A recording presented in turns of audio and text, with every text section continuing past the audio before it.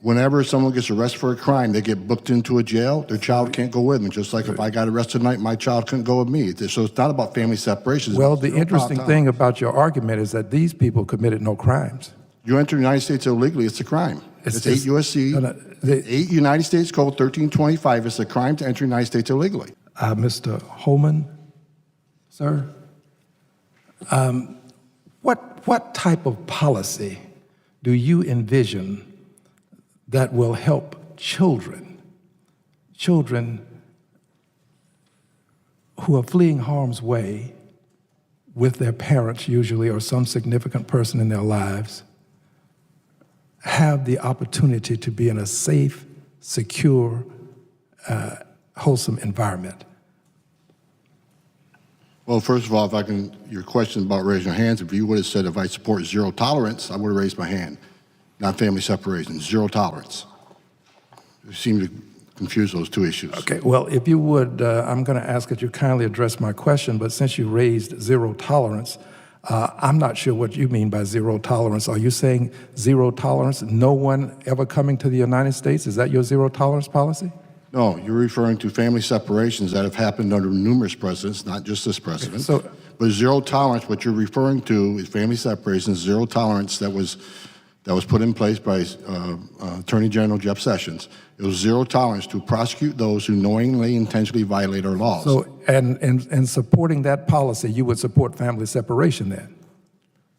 Whenever someone gets arrested for a crime, they get booked into a jail, their child can't go with them. Just like if I got arrested tonight, my child couldn't go with me. So it's not about family separation. Well, the interesting thing about your argument is that these people committed no crimes. You enter the United States illegally, it's a crime. It's 8 U.S.C., 8 United States Code 1325. It's a crime to enter the United States illegally. It is not a crime, it's a civil offense. No, sir, it is not. It's a violation of Criminal Code, Title 8, United States Code 1325, illegal entry in the United States. First offense is a misdemeanor, second offense, if you've been ordered, removed, and returned, is a felony. I agree with that. I don't differ with you on that point. But you would then separate the children. If you have no option, if someone's being prosecuted and getting sent to U.S. Marshal's custody or to the local jail, the child can't go with them. Happens to U.S. families every day across the country. I think what we're seeing today could have been prevented if Congress was to close the loopholes we've asked them to close. I mean, we proved back in FY 14 and 15 when I worked for Secretary Jay Johnson, who I respect greatly, you know, he let us build family detention to hold family units in a family residential center long enough to see a judge, and it took about 40, 45 days. And most of them, 90% lost their cases, and we sent them home. And the numbers went down. It worked. So we're asking Congress, look, we've already proved this worked under the Obama administration. How come we're not doing it now? You know, so I think Congress needs to fix this loophole. Let us detain families. If they're really escaping fear and persecution and death, I don't see a problem in being in a family residential center with medical care, pediatricians, child psychologists on staff, 3 squares a day, 6 sets of new clothes, access to lawyers, access to families. These are open air campus facilities.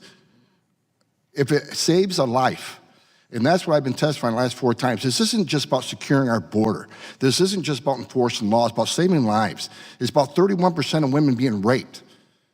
If we close these loopholes, we're going to save women from being sexually assaulted. We're going to save children from dying, and we're going to stop bankrolling criminal cartels who are making millions of dollars a day because of the laziness of this country not to fix the loopholes. And you quote or give several statistics there in your written testimony, and I think that those are very important. And are those statistics that you give, are they supported by your 34 years of service to our country? Absolutely. And one caveat, the chairwoman mentioned the 87%. I did not say 87% did not show up at a hearing. I said 80% lost their case. So that the in-absentia rate varies, but every number I quoted today in my testimony, and the numbers I just recently quoted, came off the Executive Office of Immigration Review, the Immigration Court website. They're open to the public. I printed these up last night. So these are immigration court's own data. This is not my data. This is data comes from the immigration judges. And let me ask you about a couple of those statistics that I pulled from your report, and just tell me if they're accurate to the best of your knowledge. 70% of illegal immigrants coming into the country now are family units. Is that accurate to the best of your recollection or best of your knowledge? 70 to 72%. It varies every month. And then it says here, as I see, that roughly 90% of all family units fail to show up for court proceedings. That was, I quoted the acting Secretary McAleen when he made that statement. That number does vary depending on when you look at it and what city you look at it. It can go anywhere from 90% not showing up to 40% not showing up. It depends on what court you look at. So that number fluctuates so much. So that 90% number I use, I quoted the Secretary, as the chairwoman mentioned a few minutes ago, in his testimony 6 months ago. And what about 85 to 90% don't qualify? For those that do show up, then 85 to 90% don't qualify for asylum. That's immigration court data. It shows it's anywhere from 13%, 12%, 13 to 15% for the 3 Central American countries that do not, they get a meritorious claim, 13 to 15%, which means 87 to 85% lose their case. And then those that are ordered to be removed, less than 2% actually were removed or left the country. Is that correct? Actually, it's closer to 1%, but I was generous saying 2%. It's actually, it's 1.6 just recently, but it's been 1.2 to 1.6. So it's yeah, most do not leave. And that's another enticement. That's why more people keep coming, because families in Central America, even though they know most will lose their case, they're not going home. And there's, as I understand from your report, an 800,000 case backlog in the immigration court. Is that correct? It's now over 1 million. There's 800,000, but I went to the website last night and they're reporting 1 million. Would you agree that these figures are staggering, Mr. Holman? Absolutely. I mean, when I was the ICE director, the backlog was already near 600,000. So what's happened the last 2 years? Yeah, it sounds right to me. And you say on page 3 of your report, you say illegal crossings are down, consistent from the high in May, but we are still at high numbers beyond last year. And then this is the sentence I want to highlight. The significant gains made on this issue are because of our president and the men and women of CBP and ICE, and not because of anyone in this room. First of all, I want to apologize to you that Congress has failed the American people. And I'd ask for you to deliver a message, and please tell the men and women of CBP and the men and women of ICE that we appreciate their hard work and what they do, and that there are still members of Congress who want to solve this problem. Thank you, Madam Chairman. I yield back. My first question is for Mr. Holman. You know, we have talked about these loopholes in previous hearings as well, and you have eloquently talked about them just now. And I've said before, and I will repeat again, I think these loopholes actually incentivize people to travel thousands of miles, pay cartels huge amounts of money. A lot of the women are getting raped. We've had evidence how children are being abused by the cartels. And so changing some of these loopholes and clearing them, I think will help mitigate the entire problem. I think all of us care about people that are being abused. If somebody's being raped by cartels or children being abused by cartels, of course, none of us up here would want to ignore that. But there's a difference in how we should mitigate the problem. And so, Mr. Holman, I have 6 bills that I have introduced and sponsored that would try to clean up these loopholes, to stop incentivizing people from coming here. And one of them is to raise the credible fear standard for asylum, because as you said, the initial standard is too low, as evidenced by the numbers. I mean, like 85 to 90% of them pass the initial phase, but then, you know, a huge number, what is it, 86, 87%, when they finally go in front of a court, don't. So if we solve that problem with the loopholes, how would that affect this going back to Mexico, the MPP protocol? Could we get rid of it, do you think? Well, certainly it would have an effect on it, because if we had a meaningful asylum bar that people who couldn't come up and just claim to say 2 or 3 key lines to get approval, they stop coming. Because look, the bottom line is the data of the immigration courts are clear that 87% of these people do not qualify. or fail to show up.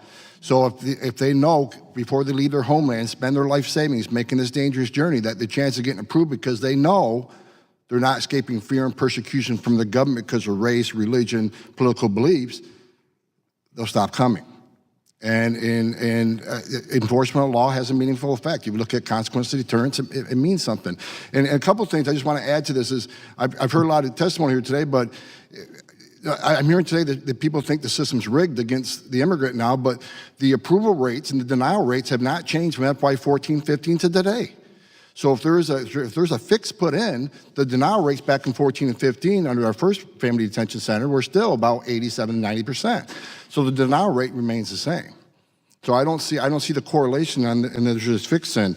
And as far as representation, does representation make it different? If you look at ERO data, the approval rate's anywhere from 10% to high to 20%, and representation rate has not changed beyond 20%, even though they're represented by attorney. And that's tracked in ERO data sheet. So representation really doesn't make a difference because they don't qualify, and the representation is not going to change the facts of the case. And this is all available on the Immigration Court database.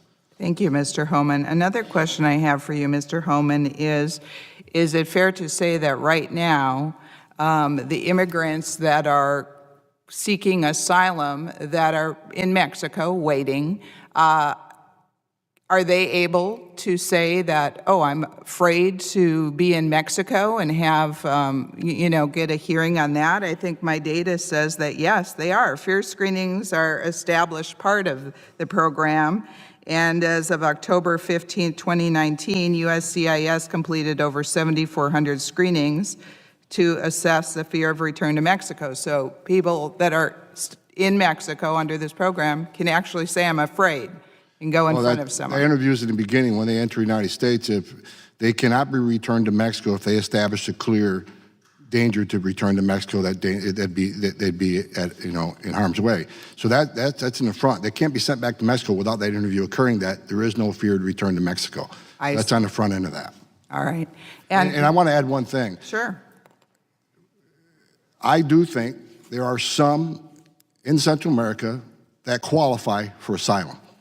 So I'm not painting with a broad stroke saying it's all fraud, but based on the data and the findings of the judges across this country, 80%, 87% do not. There are certainly people who certainly do fear return to their homeland, but the problem is when you got 80% rate of denial and fraud, you're backing up the system for the people in this world that are really escaping fear and persecution from their homeland, such as some of the African nations and other nations around the world, who really do need our help. And the system is being, asylum claims are up over 2,000% in the last couple of years. It's troubling for the ones that really do need our help. I agree, and I yield back.